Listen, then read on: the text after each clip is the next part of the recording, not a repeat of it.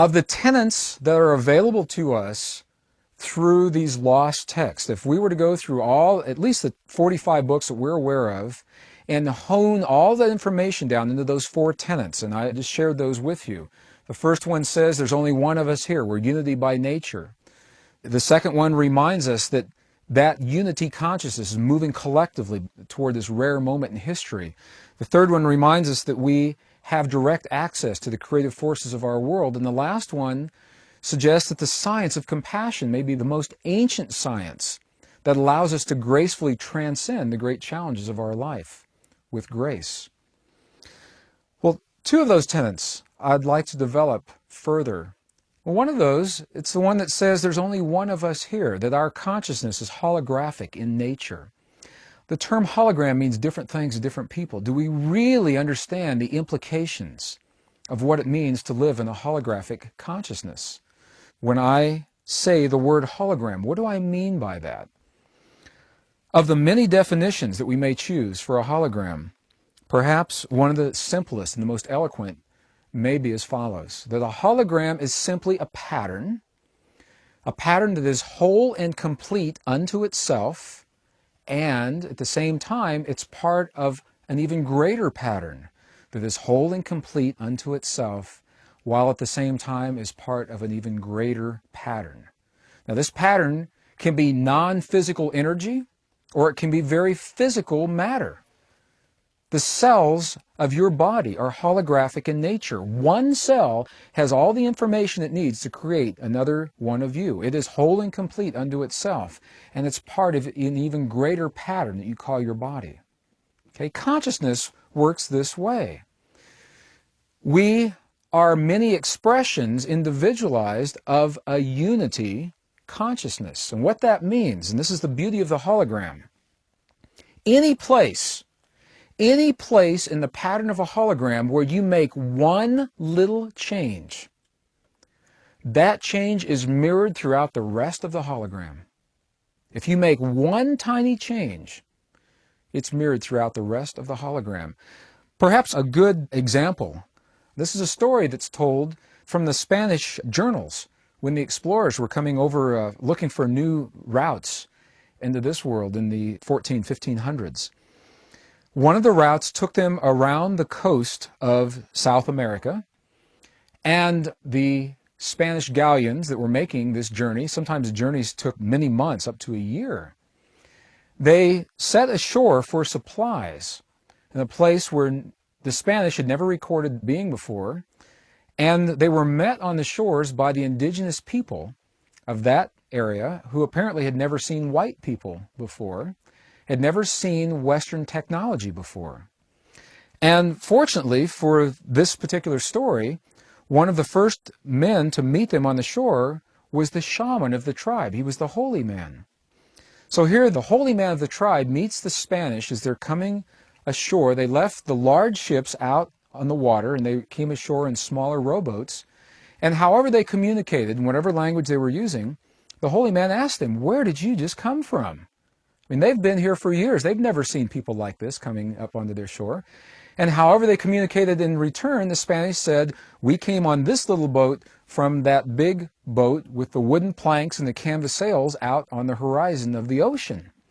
And the holy man looked to where the Spanish were pointing, and he couldn't see that ship. The ship was there, and it was of a pattern that was so foreign to his frame of reference, it made no sense to his conscious recognition. He didn't recognize it. And as I hear this story, I often wonder, how many times does that happen in our world, in our lives? How many times do things happen right in front of us, and maybe we disallow it because it doesn't make sense in terms of our frame of reference? Is it possible there's a whole separate world going on here that we haven't recognized because we don't allow for it in our paradigm? Well, because this was a holy man, because he was a shaman, he was fascinated by the possibility that these people came from something that he couldn't see. So another individual may have dismissed it. The shaman worked with it. And eventually, what he said, in a matter of moments, he says, if I look out of the corner of my eyes and I squint just the right way and redefine the shape of my eyeball, I begin to make something out on the horizon. And in just a few moments, he taught himself how to see a pattern of matter that he had never been exposed to before. He taught himself to see that. That happened to him on the shore. Miles away was his village, and the people in his village didn't have the same experience that he had, on the one hand, and within just a couple of days, on the other hand, they too benefited from his experience because they then were able to see what was happening on the shores. How did that happen? They weren't witnessing with him on the one hand. On the other hand, they learned through his experience. The term we use today is called collective resonance. And what it means to us is that every time one person chooses a new way to respond to the challenges of life, each time an individual chooses a new option, that person then becomes a living bridge for all the others who choose to follow in that person's path. It's not about imposing will on anyone. What it is about is that person now that chose a new way, that chose a new path, they have created a template of a new possibility very close to the consciousness of all others who choose to follow. And that template now becomes more accessible to the next and the next and the next.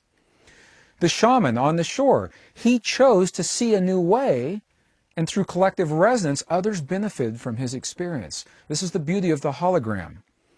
If we have a pattern, perhaps it looks like a snowflake pattern, and that pattern is whole and complete unto itself, and part of an even larger snowflake, which is whole and complete and part of an even larger snowflake.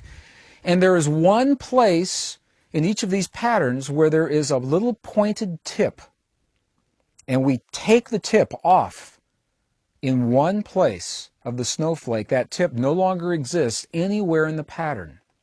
That's the beauty of the hologram. When a change occurs in one place, it's mirrored throughout the whole. It's mirrored throughout the rest of the system. What that means to us simply is this.